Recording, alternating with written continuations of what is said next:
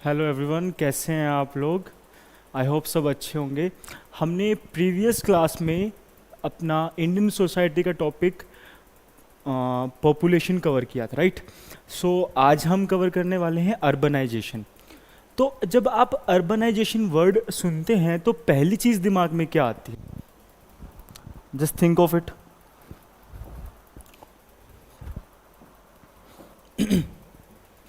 सो urbanization का सीधा सीधा मतलब क्या है? शहरीकरण, हिंदी करें तो उसकी। और किसी भी जगह को अर्बन बोलने के लिए सर्टेन क्राइटेरियाज होते हैं, राइट? अब रूरल से अर्बनाइजेशन होना, उसका प्रोसेस, और उसके बाद अर्बनाइजेशन होने के क्या क्या रीजंस हैं, और अर्बनाइजेशन के नेगेटिव इम्पैक्ट्स क्या क्या हैं, अर्बनाइजेशन को प्रॉपर कैसे किया जा सकता है, ओके, और अर्बनाइजेशन को रोका कैसे जा सकता है, ये सब डिस्कस करेंगे। उसके बाद अर्बनाइजेशन के अंदर एक मेजर प्रॉब्लम आती है आपकी, जब रूरल से हम शहर की तरफ जाते हैं, गांव से जब शहर की तरफ जाते हैं, तो जो एक मेन प्रॉब्लम आती है भाई, वो क्या आती है कि स्लम्स वहाँ पे डेवलप हो जाते हैं, जिसको हिंदी में बोलते हैं, जो झोपड़ियाँ वगैरह होती हैं, झोपड़ बट्टी, वो डेवलप हो जाती हैं। उनके अंदर सैनिटेशन की प्रॉब्लम होती है, हाइजीन की प्रॉब्लम्स होती हैं। तो इन सब प्रॉब्लम्स का क्या क्या सॉल्यूशन है, ये सब देखेंगे इसी के अंदर। सो आज के लेक्चर की शुरुआत करते हैं अर्बनाइजेशन से।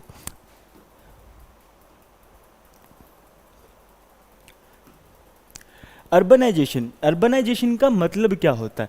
The criteria for classifying an area as urban may be based on one or combination of characteristics such as, अब हम किसी एरिया को शहर बोलने के लिए या टाउन बोलने के लिए हमारे पास कुछ क्राइटेरिया होते हैं। पहला क्या हो सकता है? उसके अंदर मिनिमम पॉपुलेशन कितनी है, पॉपुलेशन डेंसिटी कितनी है, कि पर एकड़ कितने लोग रहते हैं वहाँ पर स्क्वायर मीटर कितने रहते हैं, पर स्क्वायर फीट कितने रहते हैं, proportion employed in non agriculture sector, business कितने लोग करते हैं, इंडस्ट्रीज में काम कितने लोग करते हैं, एग्रीकल्चर, एक एग्रीकल्चर के अंदर एग्रीकल्चर से अलावा जिसमें काम करते हैं वो सब, presence of infrastructure such as paved roads, electricity, piped water and sewers और सीवर्स, प्रेजेंस ऑफ एजुकेशन और हेल्थ सर्विस। इन सब के लिए ही तो लोग शहर में जाते हैं ना, कि अच्छे रोड मिलेंगे, अच्छी इलेक्ट्रिसिटी मिलेगी, एंड सो ऑन। इन 1961 में टाउन की डेफिनेशन देने के लिए हमने सर्टेन क्राइटेरियाज को डिफाइन किया, ओके, और उसके अंदर आता है क्या कि टाउन कंसीडर करने के लिए मिनिमम पॉपुलेशन 5000 होनी चाहिए, और डेंसिटी जो है वो 1000 पर स्क्वायर माइल होना चाहिए, 1000 पर्सन्स पर स्क्वायर माइल, और 3/4, और इसके अलावा कि जो 3/4 पॉपुलेशन है, यानी 75 जो % पॉपुलेशन है उस एरिया की, वो इंडल्ज्ड होनी चाहिए एग्रीकल्चर के अलावा के जो काम होते हैं उन सब में, लाइक इंडस्ट्रीज, सर्विस सेक्टर, इन सब में। The place should have a few characteristics and amenities such as newly founded industrial area, large housing settlement, and places of tourist importance and civic amenities. इनके अलावा क्या हो सकता है? जैसे कोई जगह ऐसी है जहाँ पे टूरिस्ट ज़्यादा आते हैं, लाइक हरिद्वार वगैरह, उनको भी हम टाउन कंसीडर कर सकते हैं। वहाँ पे नॉन एग्रीकल्चर तो नहीं है, मोस्टली लोग 50% पॉपुलेशन जो हरिद्वार की है वो एग्रीकल्चरल सेक्टर में एम्प्लॉयड है, ओके, बट वो क्या है, वो आपका टूरिस्ट इंपॉर्टेंस ज़्यादा रखती है।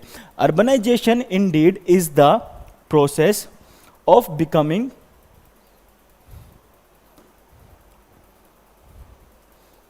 urbanization indeed is the process of becoming urban, moving to cities, changing from agriculture to other pursuit commons of to cities such as trade, manufacturing, business करना भाई, आपने इंडस्ट्री खोल ली, कोई industry, management, corresponding changes of behavior patterns. It is the process of expansion in the entire system of behavior patterns. It is the process of expansion. आपके behaviour में change आता है urbanisation होने के कारण। वो चेंजेस क्या क्या हो सकते हैं? वेस्टर्नाइजेशन होता है लोगों का, मॉडर्नाइजेशन होता है, फैमिली सिस्टम में चेंज आता है, जॉइंट फैमिली से न्यूक्लियर फैमिली में कन्वर्ट होते हैं लोग, ये आगे हम देखेंगे अच्छे से। As a socio cultural phenomena it is a melting pot of people. As a socio-cultural phenomena, it is a melting pot of people with diverse ethnic, linguistic and religious background। अब दो चीज़ें होती हैं भाई, जो अपनी एंटायर इंडिया की अगर सोसाइटी की बात करते हैं हम, तो वो सैलेड पोट है। बट हम जब urbanised colonies, urbanised town, urbanised city की बात करते हैं, तो उसके अंदर मेल्टिंग पॉट दिखता है हमें। अब ये सैलेड पॉट और मेल्टिंग पॉट क्या होता है? melting pot and the second one is salad pot। Melting pot के अंदर क्या होता है कि जितने भी आपके कल्चरल डिफरेंट लोग आते हैं, अब south Indian, north Indian, north east, ये सब आके एक जगह पे रह रहे हैं, तो एक टाइम के बाद ये एक ही तरह की ड्रेस पहनना शुरू कर देते हैं। सब आज के दिन आप दिल्ली के अंदर देखेंगे पैंट शर्ट ही पहने मिलेंगे आपको, लुंगी और ऊपर कुर्ते में बहुत कम लोग मिलेंगे, कुर्ते पजामे में बहुत कम लोग मिलेंगे। वहीं पे इनकी जो फूड हैबिट्स हैं वो भी सेम हो जाती हैं। जब लोग अपने कल्चरल डाइवर्सिटी के सिग्निफिकेंट फीचर्स को छोड़ के सब एक जैसा कल्चर, एक जैसी लैंग्वेज और एक जैसे ही रिलीजियस पॉलिसीज को फॉलो करने लग जाते हैं, तो उसको बोलते हैं मेल्टिंग पॉट। जब वो अपने को भूल के सब कॉमन बिहेव करते हैं, तो वो क्या कहलाएगा? Melting pot. बट जब हम ओवरऑल इंडिया की बात करते हैं, तो वो है सैलेड पॉट। सैलेड पॉट में क्या होता है? हमने एक कटोरा लिया, उसके अंदर सैलेड काट लिया, खीरे, टमाटर, प्याज, है ना, या ब्रोकली, महंगी महंगी चीजें, ड्रैगन फ्रूट्स। उसके अंदर जब हम सैलेड को खाते हैं, तो हर फ्रूट का, हर वेजिटेबल का अपना फ्लेवर आता है। So that is known as salad pot.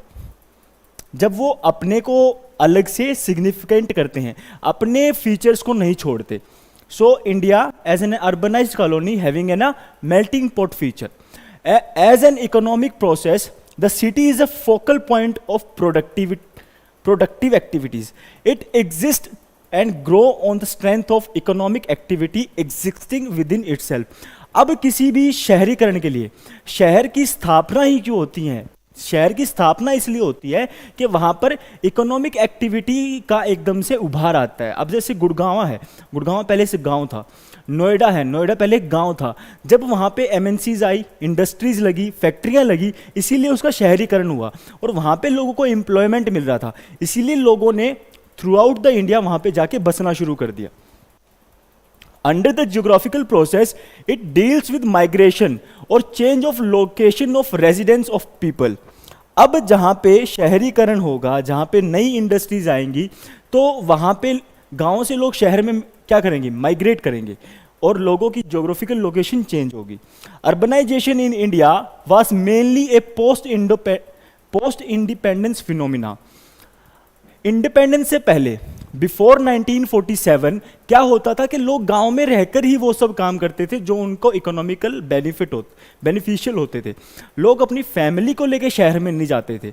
जो पर्टिकुलर पर्सन उस काम के लिए एम्प्लॉयड होता था, सिर्फ वो जाता था। बट पोस्ट इंडिपेंडेंस क्या होना शुरू हो गया कि लोग, जो एक मेल जाता काम करने, वो अपनी पूरी फैमिली को ही वहीं पे लेके जाना शुरू कर देता। अब एक फैमिली से एक इंसान गया, वो अपने वाइफ को ले गया, वहाँ पे उनका बच्चा हो गया, यहाँ पे उसके मम्मी पापा रह गए और उसका छोटा भाई रह गया, एग्जाम्पल के तौर पे देखते हैं। तो एक टाइम के बाद क्या होगा, उसके छोटे भाई की भी नौकरी वो वहीं पे आसपास कहीं लगवा देगा, फिर उसका छोटा भाई भी चला जाएगा, उसकी वाइफ भी चली जाएगी, उसकी पूरी फैमिली वहाँ पे चली जाएगी। तो अर्बनाइजेशन का पोस्ट इंडिपेंडेंस के बाद सिनेरियो ही चेंज हो गया, पूरी की पूरी फैमिली शहरों में जाना शुरू कर दिया। इसके बाद क्या है? Population residing in urban areas in India. अब हम देखेंगे कि टाइम टू टाइम जो शहर में भारत की पॉपुलेशन रहती है उसका प्रपोर्शन बढ़ता रहा है। 1901 में जो पॉपुलेशन शहर के अंदर रह रही थी उसका परसेंटेज था 11.4%। वहीं पे जब ये पॉपुलेशन आपकी हमने काउंट की 2001 के अंदर, तो इसका प्रपोर्शनेट हो गया 28.53%, है ना।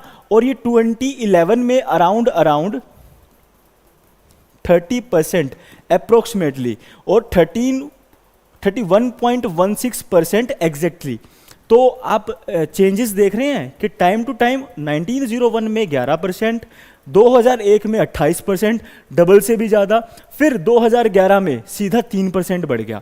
तो हम देख रहे हैं कि इंडस्ट्रियलाइजेशन के, वेस्टर्नाइजेशन के, मॉडर्नाइजेशन के, ग्लोबलाइजेशन के कारण लोग गांव से शहर में जा रहे हैं। क्यों? क्योंकि वहाँ पे उनको अच्छी इकोनॉमिक अपॉर्चुनिटीज़ मिल रही हैं, क्योंकि वहाँ पर जो डेली एमिनिटीज़ हैं, डेली एमिनिटीज़ के अंदर आती हैं एजुकेशनल फैसिलिटीज़, आपका फिजिकल डेवलपमेंट। फिजिकल डेवलपमेंट में क्या?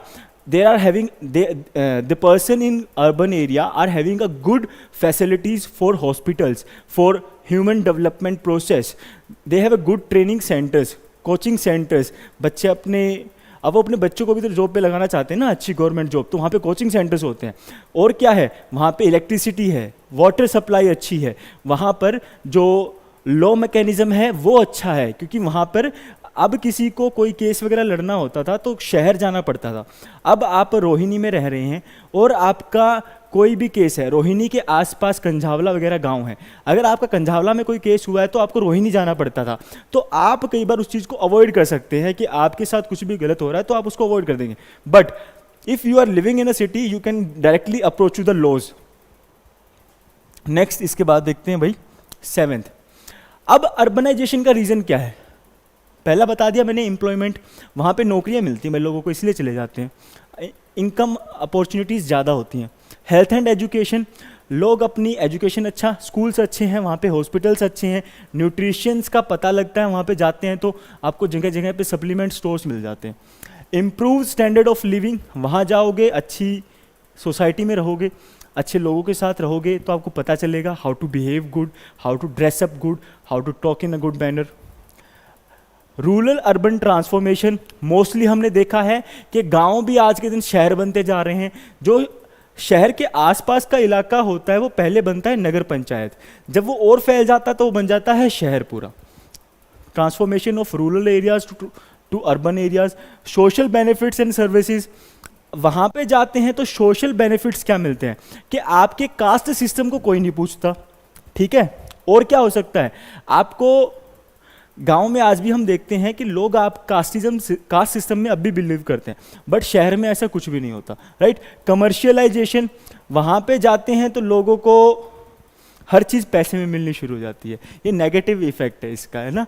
रीज़न क्या है, ये नेगेटिव है कि कमर्शियलाइजेशन के कारण जाते हैं अपनी चीज़ों को बेचने के लिए। आपने कई बार देखा होगा कि जो शहर के अंदर दूध वाला आता है बाइक पे दूध बेचने के लिए, वो मोस्टली गांव से मिलेगा आपको, और वो फिर थोड़े टाइम के बाद क्या करता है, अपनी फैमिली को ही वहीं रखना शुरू कर देता है, सिर्फ दूध लेने गांव जाता है, राइट। सही एग्जाम्पल है शायद ये। 8th, अब अर्बनाइजेशन के इम्पैक्ट क्या क्या पड़ रहे हैं अपनी रोजमर्रा की जिंदगी पे। पहला है इन्वायरमेंटल इफेक्ट। खुद सोच के देखो यार, अगर आप शहर में रह रहे हो तो पोल्यूशन बढ़ेगा, poor air and water quality, obvious सी बात है, क्योंकि वहाँ पे क्या होगा, ट्रैफिक ज़्यादा होगा, और एक कॉन्सेप्ट है urban heat island. Urban heat island का मतलब क्या है कि शहर में मोस्टली सड़कें ज़्यादा होती हैं और घर ज़्यादा हैं, और जैसे ही जो टार, सीमेंट, इस टाइप के प्रोडक्ट्स होते हैं, ये हीट को ऑब्जर्व ज़्यादा करते हैं, ये रिफ्लेक्ट बैक नहीं करते। आपने सुना होगा ना, black colour observe the heat and the white colour reflect the heat. So these are mostly of black colours and they observe the heat. तो हम देखते हैं कि जो अर्बन एरिया का टेम्परेचर होता है वो अप्रोक्सीमेटली 2 डिग्री सेल्सियस ज़्यादा होता है रूरल एरिया से। अर्बन हीट आइलैंड की प्रॉब्लम है, ओके। वाटर क्वालिटी अच्छी नहीं है इतनी, वेस्ट मैनेजमेंट की प्रॉब्लम आ जाती है, कई बार सीवर्स काम नहीं करते, फलाना है ना, या आपके जो डेली यूज़ का वेस्ट होता है वो उनको डिस्पोजल का प्रॉपर मैनेजमेंट नहीं हो पाता। एनर्जी कंजप्शन एंड वेस्टेज, अब शहर में देखते हैं हम, बिजली 24 घंटे रहेगी तो एनर्जी कंज्यूम भी होगी और वेस्ट भी होगी। हर किसी के पास घर में 4 इंसान हैं तो 4 ही गाड़ियां हैं, चारों अपनी अलग अलग गाड़ी लेके जा रहे हैं। सो एनर्जी कंजम्पशन भी ज़्यादा है, पेट्रोलियम और डीजल का खर्चा भी ज़्यादा है और वेस्टेज भी है एक तरह से। ये फिजिकल क्या क्या इम्पैक्ट है अर्बनाइजेशन के? ग्रोथ ऑफ सिटीज़, शहरीकरण हो रहा है हर चीज़ का। स्लम्स एंड एसोसिएटेड प्रॉब्लम्स, बताया था अभी आपको, झोपड़ियाँ ज़्यादा हो जाती हैं। क्यों? क्योंकि गाँव से लोग शहर में जाते हैं काम करने के लिए और उनके पास वहाँ पे रहने के लिए जगह होती नहीं है, तो वो कहीं पे भी जगह देखते हैं और वहीं पे झोपड़ी लगा लेते हैं अपनी। अब झोपड़ी लगाएंगे तो वहाँ पे हाइजीन की प्रॉब्लम होगी, वाटर रिसोर्सेज अच्छे नहीं होंगे। ये आगे अलग से टॉपिक है, डिटेल में पढ़ेंगे, राइट।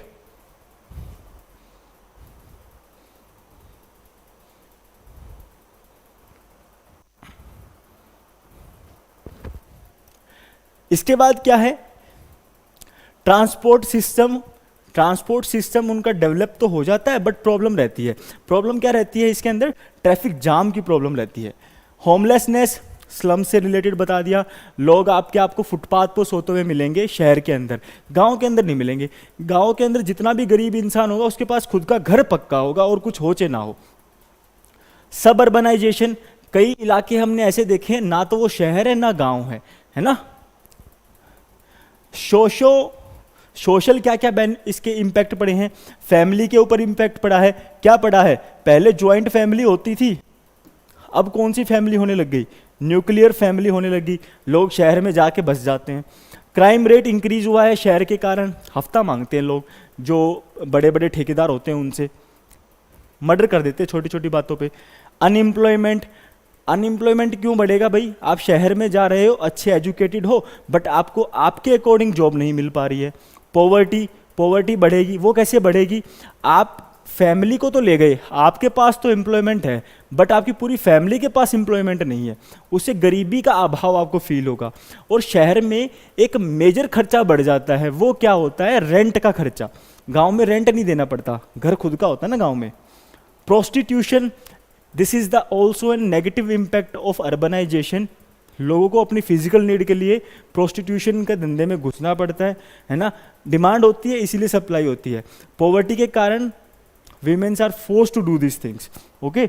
गैम्बलिंग, शहर के अंदर आपको जुआरी मिलेंगे, जुए खाने मिल जाएंगे भाई देखने के लिए।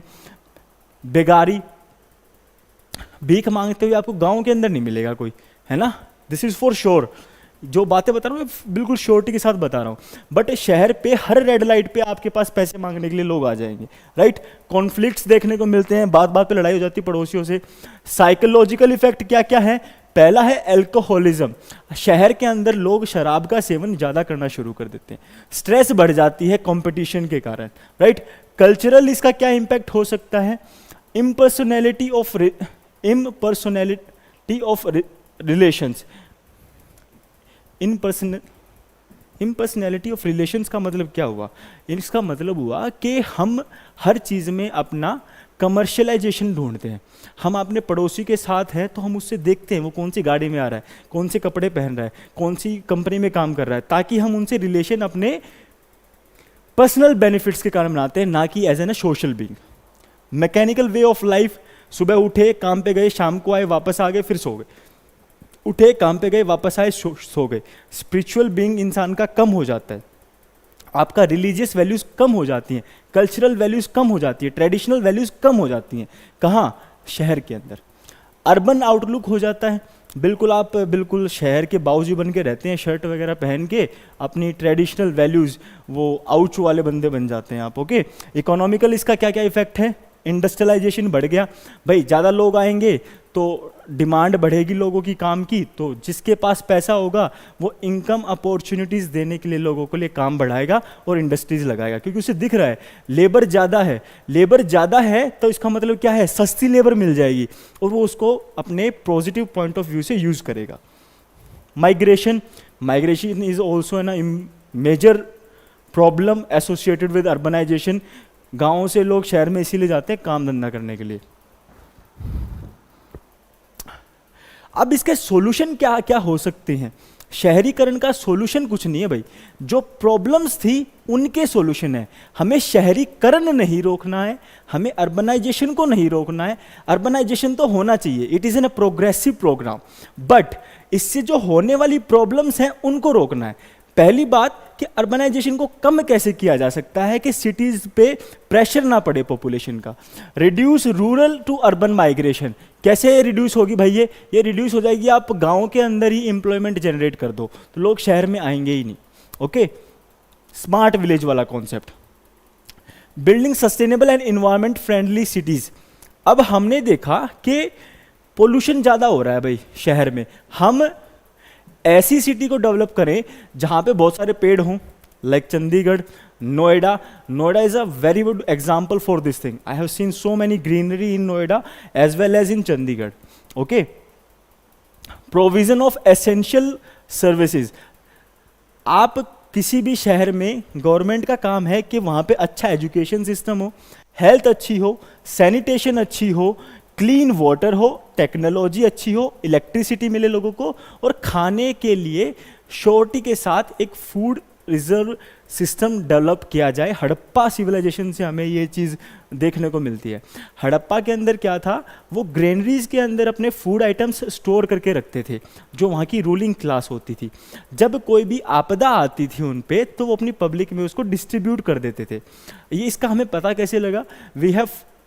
we found that storage capacity in all these places of Harappa civilization. Okay, creation of more jobs, ज़्यादा से ज़्यादा नौकरी प्रोवाइड करें लोगों को ताकि पॉवर्टी और अनएम्प्लॉयमेंट जैसी प्रॉब्लम ना जनरेट हो। पॉपुलेशन को कंट्रोल किया जाए। भाई हमने इससे पीछे वाले सब जो चैप्टर था वो पूरा पॉपुलेशन के ऊपर ही था, उसको डिटेल में देख लेना आप। Okay, strengthen the role of urban local bodies, like जो आपकी म्यूनिसिपैलिटीज़ हैं उनको और पावर दी जाए और उनको बोला जाए कि जो आप प्रॉब्लम्स देख रहे हो उनको सॉर्ट आउट करो। अगर आपके यहाँ पे ये फैसिलिटीज़ नहीं हैं तो आप इनकी डिमांड करो, इनके ऊपर काम करो और करप्शन लेस होके इन पे काम करो। अब इसी के साथ एक प्रॉब्लम और जनरेट होके आती है, वो क्या है? स्लम्स की, झोपड़ियाँ बन जाती हैं। आपने सुना होगा मुंबई के अंदर कौन सी हैं वो, डी से समथिंग है, मेरे को ध्यान नहीं आ रहा वो वर्ड क्या है, ठीक है। वहाँ पे वो बहुत बड़ी स्लम है, वर्ल्ड की सबसे बड़ी स्लम है, डी से नाम है, क्या है उसका, I am not getting it. Sumit अगर आप देख रहे हो तो मेरे को इसमें मैसेज करके बताओ, कमेंट करके, कि डी से वो कौन सी स्लम थी। नहीं भाई, सुमित को भी नहीं पता, नहीं देख रहा शायद। Next, what are slums? अब ये स्लम्स होते क्या हैं? Slums are illegal urban settlement. जो लोग गांव से गए थे शहर में काम के लिए, उनको रहने के लिए कोई सस्ते दाम पे रेंट की जगह नहीं मिली, उन्होंने क्या किया, खाली ज़मीन देखी, वहीं पे अपना छप्पर लगाया और रहने लग गए, वो स्लम है। Okay, on public land usually grow over a period of time in a constant and irregular manner. Despite this fact, slums are considered as an integral part of urbanization and as a manifestations of the overall socio-economic policies and planning in the urban sector. अब इन सब बातों के बाद भी बेशक से वो illegal settlement है, बट सेटलमेंट तो है ना, है तो इंडिया की पॉपुलेशन, है तो इंडिया के लोग, हम उनके लिए ऐसा तो नहीं कर सकते ना कि स्लम को ही हटा दो।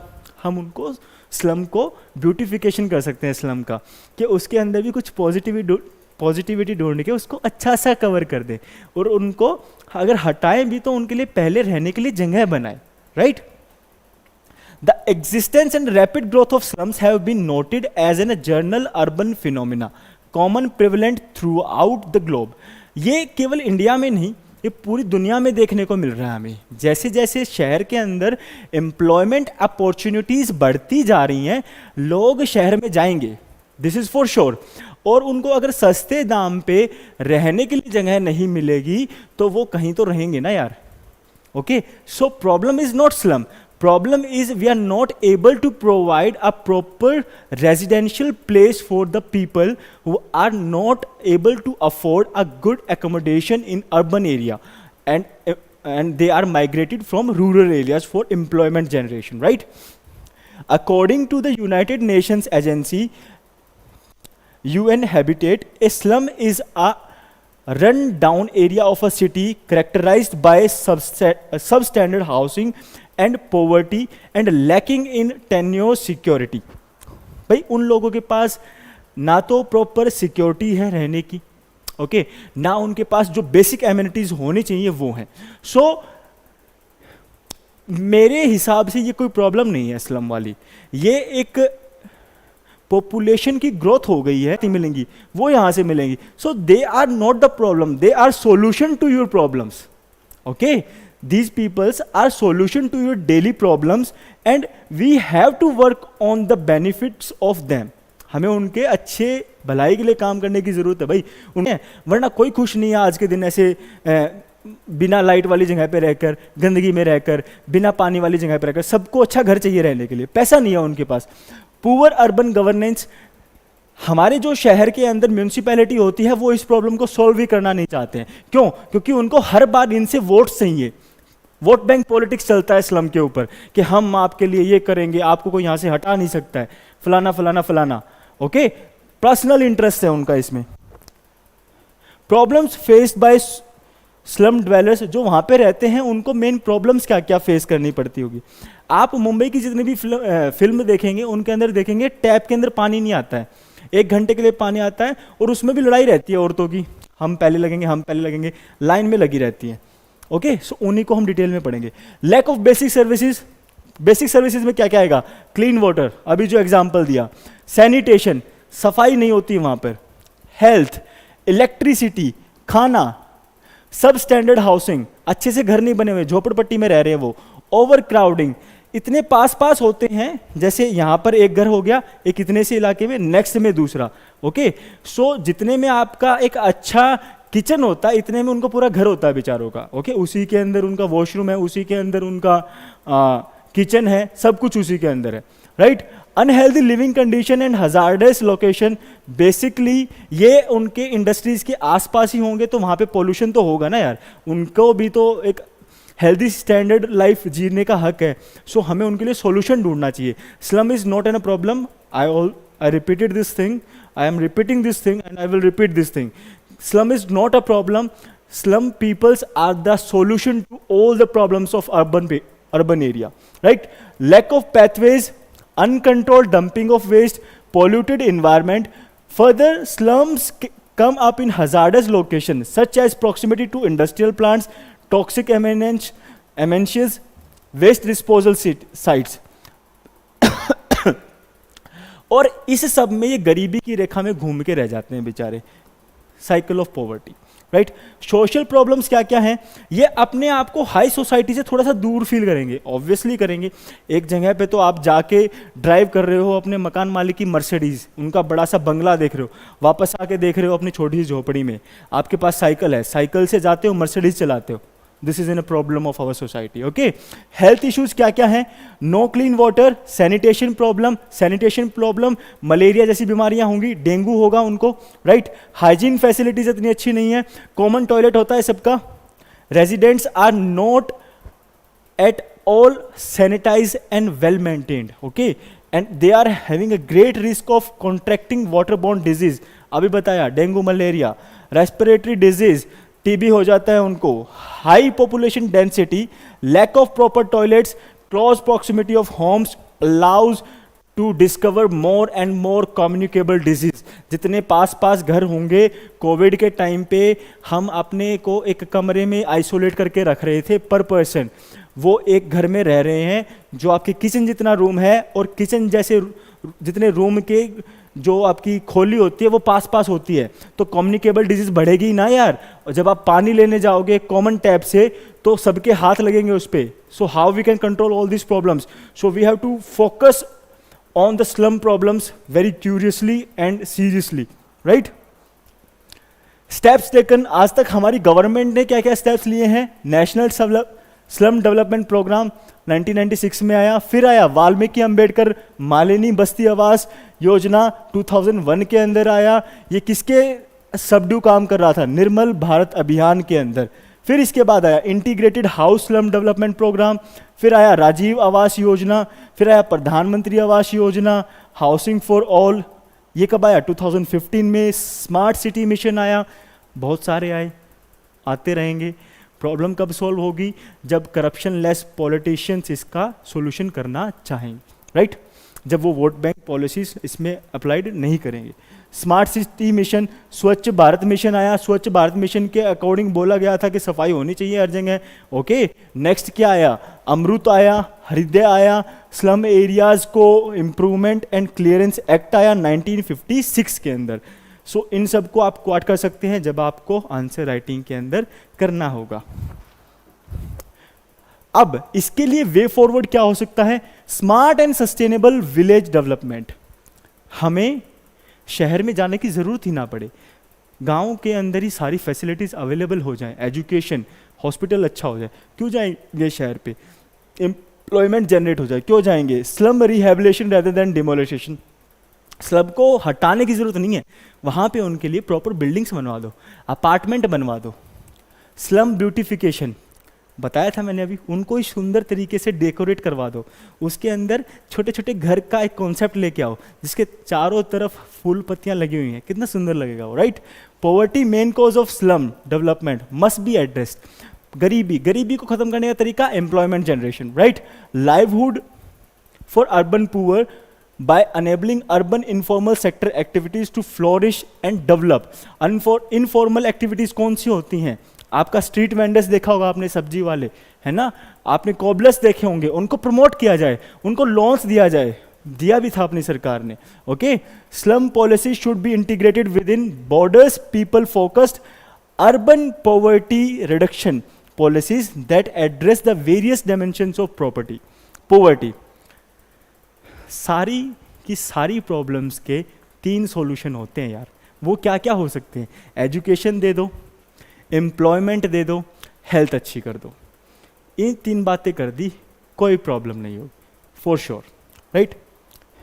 Easy geographical access to jobs through poor transport should also be created. हमें क्या करना चाहिए कि कनेक्टिविटी बढ़ानी चाहिए उनकी शहर के साथ, ताकि वो शहर में जाएं और अपने लिए एम्प्लॉयमेंट जनरेशन की बातें कर सकें, अपने लिए एम्प्लॉयमेंट की सर्च कर सकें। फिर क्या है? Adequate data should be gathered bye conducting various studies. हमें ये जो स्लम का डाटा है ये हमारे पास कभी एडुकेट होता ही नहीं है, अप्रोक्सीमेटली में होता है हमेशा। हमें खुद जाकर या एक प्रॉपर स्टाफ एलोकेट कर कर इनका डाटा कलेक्ट करवाना चाहिए, तभी तो सॉल्यूशन होगा। अगर मैं आपसे पूछूं कि सर आपकी प्रॉब्लम क्या है, आप कहो सर सर में दर्द है, हाथ में दर्द है, कंधे में दर्द है, मैं पूछूं यार एग्जैक्टली बताओ यहाँ पे दर्द है, तो मैं यहाँ का सॉल्यूशन कर सकता हूँ, मुझे पता होगा, है ना? तो हमें एक्यूरेट डाटा चाहिए ना उनका, तो एक्यूरेट डाटा कलेक्ट किया जाए।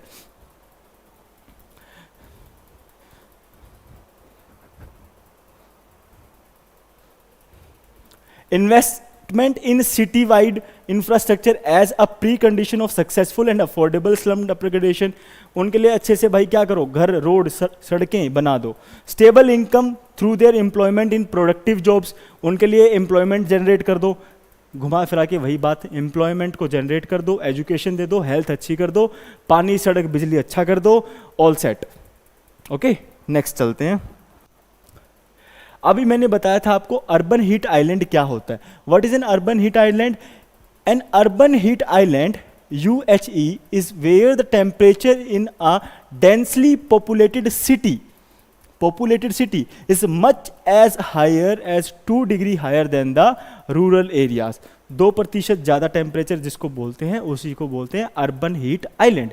और ये किस कारण होता है भाई? ये होता है कि जो हम मटेरियल यूज़ करते हैं अपने घरों को, रोडों को बनाने के लिए, और वो मटेरियल कौन सा होता है भाई? वो होता है कॉन्क्रीट, एसफाल्ट जिसको हम टार या चारकोल भी बोलते हैं, ब्रिक्स विच आर ओपेक। ये क्या करता है? ये उसकी हीट को ऑलरेडी नीचे स्टोर कर देता है ना? जैसे रोड पे अगर आपकी सनलाइट गिर रही है तो वो उसको ऑब्जर्व कर लेगा, वापस रिफ्लेक्ट बैक नहीं करेगा। तो ये क्या करेगा? इसके अकॉर्डिंग यहाँ पर उस टेम्परेचर को स्टोर कर लेगा, और जब रात को पूरी पृथ्वी से हमारा टेम्परेचर लॉस होता है तो उस टाइम पे ये लॉस उतना नहीं कर पाएगा, ये क्योंकि उसको स्टोर करके रखा हुआ है ना। तो यहाँ पे आपका टेम्परेचर 2% बढ़ जाएगा, और इसीलिए देखते हैं हम शहर में 2% ज़्यादा गर्मी होती है और 2 डिग्री सेल्सियस ज़्यादा गर्मी होती है, और वहीं पे गांव और नगर पंचायत के जगह पर हमारे को थोड़ा सा ठंड देखने को मिलती है. So I conclude today's lecture on this note. So we will be meeting tomorrow on our lecture on urbanization. के बाद क्या था? Communalism. Thank you so much.